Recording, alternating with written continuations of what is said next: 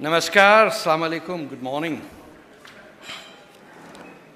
This is a surprise to me. I didn't expect to be called. But in some ways, it might be better. I've been hearing about people talk about the 70 years of India, and the rest of you cheering every time the news arrives that India became independent on August 15th, 1947. I think therein lies the essential problem of India. India didn't become independent. India became amputated on August 15th, 1947. And India, without Sindh and Sindhu and Lahore and Nankana and Multan and Rawalpindi, is not India. An India in which the Indus and the delta of the Ganges and Brahmaputra are not your part is not India. For those who say India's story is yet to be completed, but have forsaken Bacha Khan to the wolves of the Muslim League, you have to pay for it, my dear friends. You abandoned one of the greatest fighters of the Indian freedom movement and said, well, hamare paas to hai Maulana Azad, aap le jaiye Bacha Khan ko. Didn't you? Didn't he say, Giidron ke hawale kar diya? And that's your independence? No, my brothers and sisters, that's the cross you carry as long as you live, as long as there is Pakistan. That's the cross you will carry for the 10 million who died in 47, the 3 million who died in Bangladesh, and the hundreds who die every day in a Balochistan that was offered on a plate to Jawaharlal Nehru and Maulana Azad, but they said, "Wahan to koi Urdu hi nahi bolta. Ye kaise Musalman hai? Na achkan pehante, na chudidar pajama." And you sent those people who voted in Delhi, UP, CP, Bihar, Madras to break up this country and sent it to us in Sindh for them to ban the Sindhi language. And your national anthem has Sindh, but you think it is a suburb in Bombay. As long as there is no Sindh in Hind, there is no Hindustan. Ye yaad rakhiye.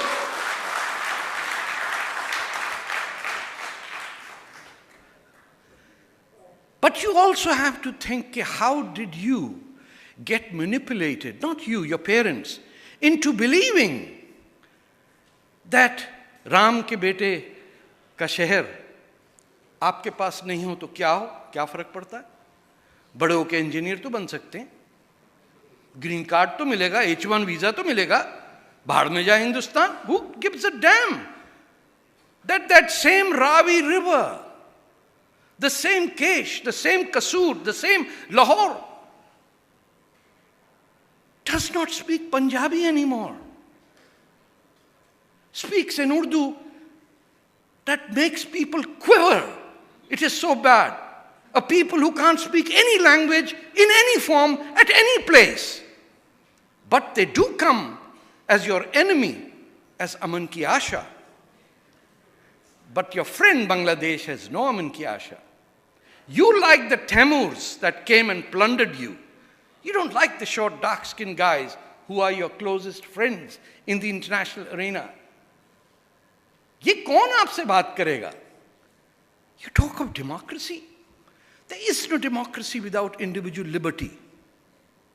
At the center of a nation-state's democracy is that 15-year-old girl who falls in love with a 16-year-old boy or someone of her own age and is permitted to fall in love and not be brought forward in front of a family kacheri or someone to be beaten up for the crime of falling in love. That individual liberty, when you get it, then we'll talk about democracy. Because without that individual liberty, you are a collective tribe. Tribes and races don't have countries. Tribes have tribes. You want to rise to a nation state that has a place on the UN Security Council?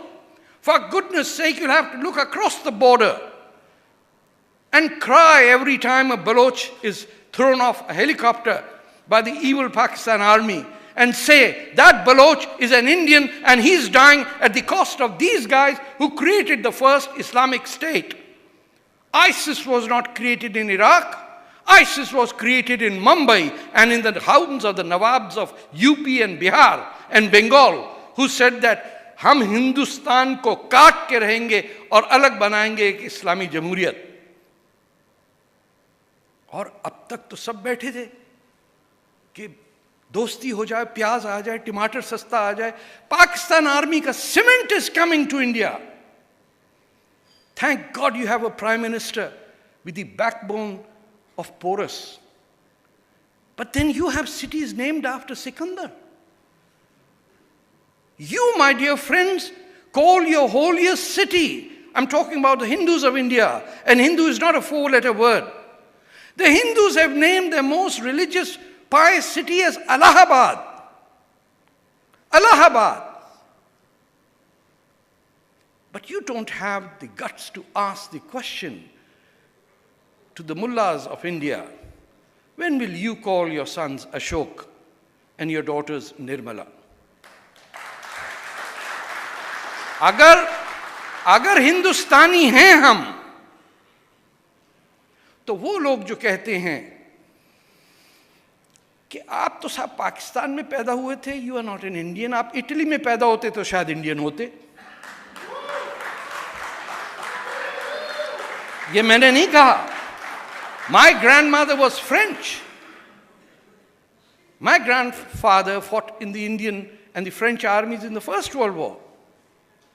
Ratan Tata is an Indian. Daudi Boras are an Indian. Where's my wife? She's there. उन लोगों को मिस्र से आके पनाह मिली हिंदुस्तान में. जब Saladin, the guys that every Indian Muslim feels proud, he massacred every Shia in Egypt in the 9th century. Where did they come and find solace? Not even in Yemen where they escaped. They came to Gujarat where they still live. They are Indians, not the ones who say कि Muslim personal law के बगैर तो हिंदुस्तान में एक अजाब आ जाएगा. Anyone who says that is an agent of Saudi Arabia and Pakistan. If these people who say that Tarek Fatah is not an Indian, I am an Indian because I'm Sayyid such and such, Rizvi Siddiqui Naqvi. My message to you is, go, take your daughter, get her divorce the next day of a wedding, and then we'll talk about triple talaq. घर में बात करो, बेटी के लिए triple talaq नहीं, बहू के लिए.